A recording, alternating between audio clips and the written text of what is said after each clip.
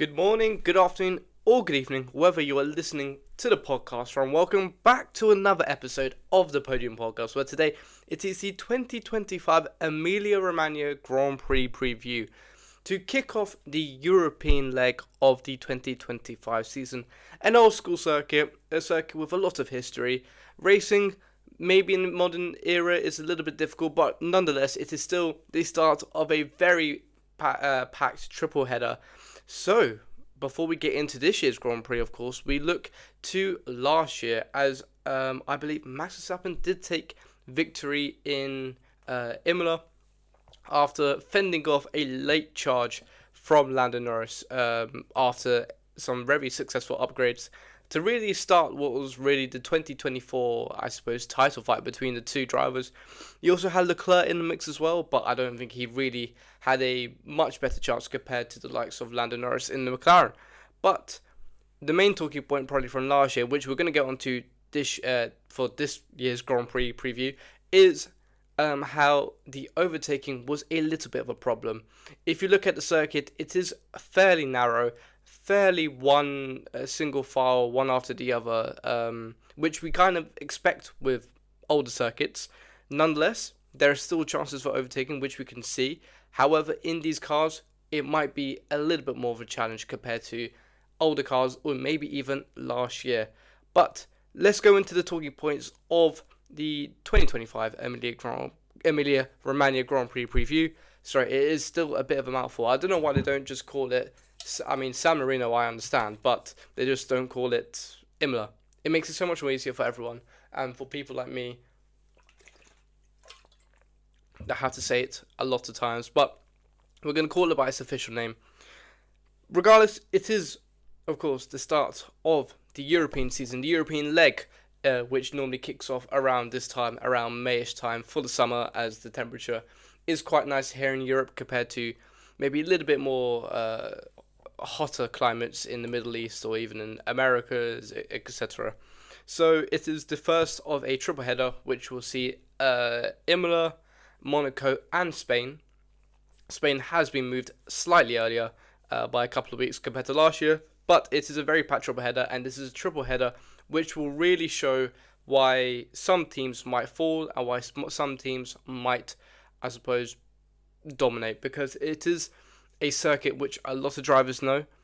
If you look at the rookies, all rookies have raced here, so this is the time to almost make your mark, because I suppose the first 6 Grand Prix have been very, very unique in their own rights, especially for the rookies who haven't really had much of a chance to race in junior categories. But now it is a rather traditional circuit which junior categories race at. So this is the time for those who need to impress drastically to really show their worth. If we talk about showing their worth, we have to, of course, talk about the news that came out last week after the Miami Grand Prix, which was that Colapinto has been tasked with replacing Jack Doohan. Jack Doohan has left his seat at Alpine after only 6 Grand Prix 7 Grand Prix to his name, including last year's Abu Dhabi Grand Prix. A very, cutthroat approach from Alpine.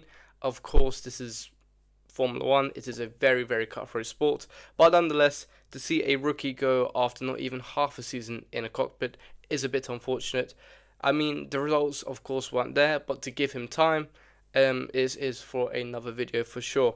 But it means Colapinto, who had a fairly successful outing in the last part of last season with Williams, has made the move over the winter to Alpine's reserve, and he's finally had the call up to have only 5 Grand Prix. However, will he do well? Well, this is the first time that he will be racing in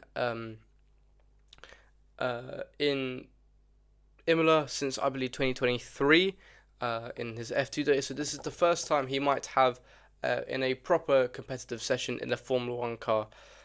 This means that there is a lot of pressure on him. He only has 5 Grand Prix to show his worth, which is very weird how Alpine have done it, but realistically it is due to the new team principal of Flavio Briatore, who has replaced Oliver Oakes after Oliver Oakes has resigned after some almost rather sketchy business between him and his brother, and money and financial issues. So he stepped down, which means Flavio Briatore has made a step up to team principal, the first time he's done that since Crashgate in 2008 at the same team, after he was almost permanently banned from the sport, which will turn some heads in the paddock this weekend for sure. It is a big talking point, but nonetheless, it is interesting to see if he will do well and really get the best out of what seems like a struggling team at the moment. We also, which you can probably see in the title, is Red Bull's upgrades, because Red Bull have bought some mighty upgrades to Imola to kick off the European season. They brought a new floor to the car, and they have brought also a new design of brakes to the car, which really both of them are apparently in the design or in the almost are influenced by McLaren, which means that they are going to try and bridge that, according to Red Bull, that half a second gap to McLaren. Many of the Red Bull, I suppose, factory and the Red Bull team seem very confident about it. They feel that they can at least bridge some of that gap to McLaren. And I would say that coming into this weekend, if Verstappen was already a contender in what was maybe the third or even fourth fastest car, if they can bring a couple of tenths up, then it is for sure game on at the front. It means that Verstappen has probably more confidence in the car.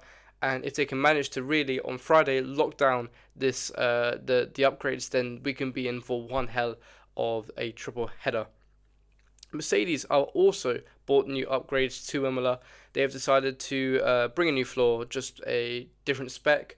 I don't know if they're reverting back to an old spec for this type of track, but it is different to Miami, and it seems that they can try and get maybe a tenth or two out of that after a fairly successful outing in Florida. Let's go to circuit check, because circuit check is probably where it's going to be what we're going to be talking about the most. Is that it is going to be difficult to overtake in Imola regardless of the cars. It is a very narrow circuit, as I said before, single file action, and by the time you get to one start a straight, it is pretty much the end of the straight. It is just how these old circuits are very flowy. They are great to drive, however, they are not very good for action. There is only one DRS zone, which is also a problem, I suppose. Oh no, are there two DRS zones before Variante Alta? I believe there is two DRS zones. I might be mistaken. Before turn one and then before Variante Alta, which in coincidence are realistically the two overtaking spots in the main two overtaking spots anyway, in the around the circuit. It is going to be realistically be a one stop, and I don't think teams are going to be trying anything too ridiculous, because it is a very straightforward Grand Prix, especially with quite straightforward weather. But the new addition to this weekend, which we have not seen in a while, is that Pirelli have introduced a C6 compound for Imola, the softest that we've seen, I believe, since maybe 2015, 2016, 2017 era, where they had the hyper softs and the ultra softs. But it is going to be a C4, C5, C6 run this weekend, and it will be a very critical weekend for Pirelli to see if the new softest tire is workable in conditions like what we'll have this weekend, and if they can be used realistically for Monaco next weekend. If we look at the weather is pretty basic compared to Miami last 2 weeks ago. It is sunny with some spells of overcast throughout the weekend. Is all the sessions are within the 20 to 24 degree range, and there's only maximum a 2% chance of rain on Saturday. It is 1 to 2% chance on Friday and Sunday. So it will be at least a lot more straightforward come in regards to the weather. Let's go to predictions now. Predictions. Qualifying. I have gone for P5. I've gone for Charles Leclerc. I think he'll have a decent-ish weekend in front of the home fans, but I think his qualifying is going to be probably his best, I suppose, result this weekend. P4, I've gone for homegrown Kimi Antonelli, whilst McLaren will make it a 2-3 in sorry, 2-3 in qualifying, with Norris taking second and Piastri taking third. And I do believe that it will be a pole position for Max Verstappen. It will be 3 in a row for Max Verstappen, which is surprising. And he hasn't won the last 2 that he has taken pole at. If we go for the Grand Prix, then we can say for sure Kimi Antonelli will be P5 and Russell will make it a 4-5 for Mercedes. Piastri will remain third, whilst at the top we have got Norris or Verstappen, who's going to be taking the win.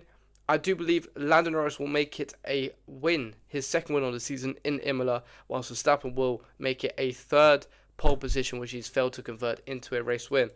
And of course, for the middle of the race, Leclerc, Hamilton, Antonelli, Piastri, and Verstappen. Just complete random guess, I suppose.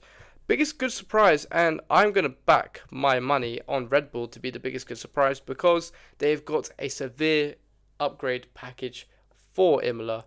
I think this will really help them anyway, and I think that it will really put them into the fight with both Verstappen and Tsunoda.